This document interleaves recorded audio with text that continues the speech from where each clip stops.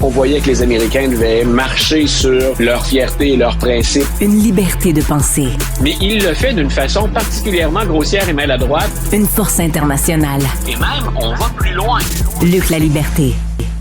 C'est maintenant l'heure de parler de politique internationale et plus particulièrement de politique américaine avec Luc La Liberté. Bonjour Luc. Oui, bonjour Guy. Bon, écoute, hier, Kamala a traité Donald Trump de fasciste. Là, je t'imagine dans ton salon en train de dire « Moi aussi, j'ai dit à Nantel, Kamala, on est pareil. » Non, voilà, écoute, je vais te décevoir parce que on aime bien pouvoir discuter. On est d'accord tous les deux sur le fond. On peut pas, c'est pas factuellement vrai. Si on se donnait tous les deux une vraie définition du fascisme, là, on peut pas dire que Donald Trump et les États-Unis, au moment où on se parle, d'abord, un Hitler, l'histoire, c'est pas vrai que ça se répète. Il y a des choses qui nous reviennent, mais ça se répète jamais l'histoire. Il arrive jamais la même chose deux fois.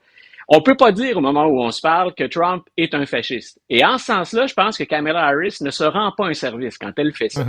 On peut reprocher à Trump des formulations, des allusions, mais ce qu'on fait, son ancien chef de cabinet, donc on parle pas d'un woke démocrate, là. Donc, M. Kelly, qui est un ancien général très réputé, qui a été le chef de cabinet de Trump, a dit, quand on l'a interrogé, est-ce que, d'après vous, Trump y rentre dans la définition du fascisme? Et Kelly a dit oui. Et c'est ça qu'a récupéré Kamala Harris hier. Elle a fait deux bourdes, à mon avis. Donc, elle a dit carrément, elle pense que ça va lui rapporter, elle a dit, c'est un fasciste. Ce n'est pas vrai. On peut lui reprocher à Trump bien des choses. Et ça, je le fais régulièrement, mais jamais, si on remontait dans des chroniques, jamais, puis même dans des textes, j'ai déjà répondu à un collègue dans un texte dans le journal en disant « Non, ça se peut pas, on peut pas utiliser Hitler, c'est faux. Historiquement, ça s'appuie sur rien. » Maintenant, ça veut pas dire qu'on ne doive pas s'inquiéter. Mais en campagne électorale, puis tu t'es essayé à ce jeu-là, chapeau en passant, je suis pas sûr que je le ferais.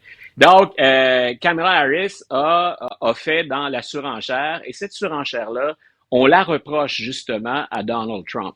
Donc, elle peut toujours mettre ça sur le dos de John Kelly ou de Mark Milley, qui est l'autre ancien général qui était à la tête des conseillers militaires de Trump, et eux ont utilisé l'étiquette. Mais historiquement, c'est pas factuellement vrai. Donc, c'est là souvent, quand on a parlé de fascistes tous les deux, je te rejoignais sur ce que tu avais mentionné dans un édito plus tôt cette semaine. On peut pas, c'est pas vrai, on peut pas le dire. Ça ne veut pas dire que je ne doive pas m'inquiéter ou qu'on ne doive pas s'inquiéter de certaines choses qu'il a dites ou de projets qu'il a mis en place. Il y a une distinction entre être préoccupé et être inquiété. Parce que moi, je trouve que le poids des mots, c'est important. Puis l'utilisation des bons termes, là, c'est bien important. Parce que si tout le monde devient dictateur, puis fasciste, puis on se met à avoir peur, puis que la personne devient coupable, mais par anticipation, on dit, regardez bien, quand Trump va prendre le pouvoir, ça va devenir comme ci, comme ça. Ce qui arrive, c'est que si ça ne devient pas comme ci, comme ça, vous donnez justement du gaz aux gens qui vous traitent de complotistes après ça, puis de fabricants de fausses étiquettes. Ce qu'on peut relever, c'est les signes qui nous portent à croire que, parce que je suis convaincu que Donald Trump, et c'est ce que rapporte M. Kelly dans l'entrevue dont il est question, il ne sait pas exactement à quoi il réfère quand il fait ça. Il voudrait que ses généraux lui obéissent. Il a dit donc j'aimerais ça qu'il soit comme Hitler. Kelly lui dit dans l'entrevue en question, vous êtes sûr que vous parlez d'Hitler? Il veut lui donner une chance de s'en sortir. Il n'y a pas d'autre référence historique pour Donald Trump. Moi, personnellement, comme observateur, parce que j'ai eu à remonter la filière de l'extrême droite aux États-Unis, on l'a documenté, puis on est même allé chercher les bailleurs de fonds de cette extrême droite, parce que le FBI dit depuis 1986, ils n'ont pas été surpris, le FBI, le 6 janvier 2021, parce qu'ils disent depuis 1986, c'est l'extrême droite qui est la mieux équipée. Ils disent, il y a de l'extrême gauche et de l'extrême droite. Et je t'ai entendu souligner ça aussi déjà. Donc, on dit, les deux existent, mais les plus près de frapper, c'est l'extrême droite parce qu'ils sont mieux organisés puis mieux financés. Donc, moi, là-dedans, ce que je surveille, c'est Trump peut pas être qualifié de fasciste. Je mentirais si je disais ça. Mais autour de lui, il y a des gens qui, eux, frayent avec l'extrême droite et qui sont des fascistes et qui l'aiment beaucoup. Donc, c'est ça, je pense, qu'il faut souligner puis dire très souvent, ne laissez pas ça passer. Méfiez-vous.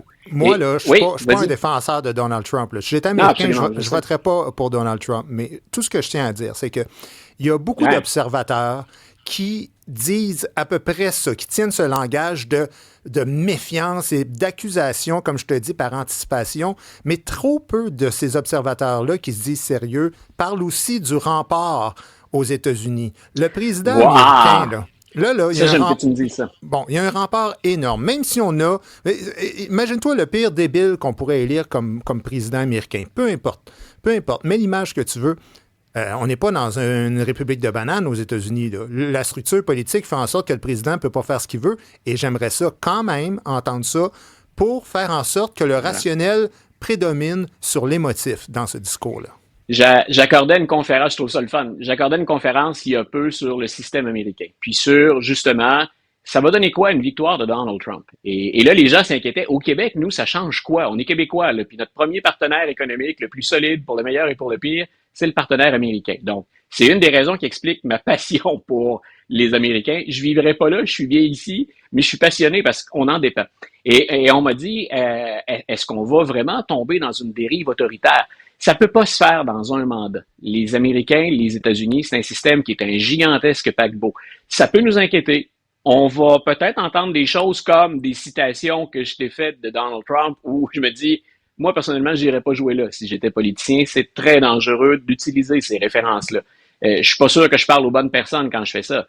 Mais au lendemain de l'élection, que ce soit Kamala Harris ou Donald Trump, Guy, c'est un sujet qu'on n'a pas eu l'occasion d'aborder ensemble tous les deux encore. La chose qu'il faut surveiller, c'est qui va gagner la majorité à la Chambre et qui va gagner la majorité au Sénat. Ben oui. Kamala Harris pourrait être la première femme noire élue. Les gens vont applaudir, on va dire, on est entré dans l'histoire, enfin. Mais ça se peut qu'elle soit paralysée pendant au moins 2 ans parce qu'il y aurait une majorité républicaine dans les 2 chambres. Donald Trump, imaginons-le, on dit bien imaginons-le, dictateur d'un jour, comme il l'a déjà mentionné. S'il y a une des 2 chambres contre lui, il est bloqué. Il peut pas faire ce qu'il veut. Donc, il reste une opposition. Une des choses qui colle pas avec la définition du fascisme, c'est que dans le fascisme, on en est arrivé, si on retourne voir Mussolini, Hitler, les expériences qu'on a, qu'on connaît, qu'on a documentées, il y a un parti unique. Il n'y a pas assez de partis, à mon avis, aux États-Unis. Mais il y en a encore deux. Et non seulement il y a un parti unique, mais en plus, c'est du totalitarisme. C'est-à-dire qu'il y a un dictateur qui contrôle tout ce parti-là. Voilà. Même si symboliquement, il y a des rôles à l'intérieur. Ce que dit le président, ou en tout cas le secrétaire général. Mais tu sais, aux États-Unis, là, les gens disent pas ça assez souvent, mais le président américain a beaucoup moins de pouvoir dans son pays que le premier ministre au Canada. Tu as parfaitement raison. Et c'est là où on disait, ceux qui regardaient le fameux projet 2025, c'est qu'une des choses qu'ils souhaitent faire, et pour ma part, qui ne me plaît pas, c'est que ça va à l'encontre de ce que les pères fondateurs voulaient. Ce que tu viens de dire, c'est voulu par les pères fondateurs qui disent c'est le Congrès qui est le plus important. Mm-hmm. Pour nous, le président américain, c'est la personne qu'on voit et qu'on entend le plus souvent. Mais si je suis François Legault, si je suis Justin Trudeau, mais surtout François Legault, rencontrer Trump ou rencontrer Biden ou rencontrer Harris, moi, je veux parler aux gouverneurs des États, puis je veux parler aux représentants de la Chambre des représentants. Voilà. C'est là où ça se joue. Idéalement, on va s'entendre mieux. Si on s'entend bien, comme il y a eu, entre guillemets, une bromance entre Obama et Trudeau, ben écoute, ça fait des bonnes photos, ça a l'air plus sympathique, mais c'est pas là que ça se passe. Et donc, pour dire, il y a un contrepoids à Donald Trump, surveillez aussi la position des États américains. Il y a 30 de ces États pour qui le Canada et le Québec, on est des grands partenaires. Est-ce que vous pensez que ces gens-là vont pas réagir si Donald Trump prend des décisions qui vont à l'encontre de l'économie d'un État qui dépend du Québec et du Canada? Donc, on va voir des choses étonnantes si Donald Trump rentre et qu'en plus, il est majoritaire dans les 2 chambres. Mm-hmm. Je suis pas sûr, ça va nous polariser. Une des choses que j'aime passionnément ces jours-ci, c'est que c'est très polarisé. Le ton monte un peu partout. C'est polarisé, puis... Oui, vas-y. Non, mais j'allais dire, mais en même temps, si on prend ne serait-ce qu'un peu de recul, on prend une respiration, puis on regarde ça, il y a beaucoup de choses. Avant d'en arriver à une dérive totalitariste ou vraiment autoritaire, il y a beaucoup de choses qui vont devoir changer. Et entre autres, les tribunaux. Jusqu'à maintenant, une des choses qu'on a vues, c'est que les tribunaux font le travail. Que ce soit des démocrates ou des républicains qui soient devant les tribunaux, que les juges aient été nommés par des républicains ou des démocrates, il y a quand même une justice aux États-Unis, c'est pas juste la Cour suprême.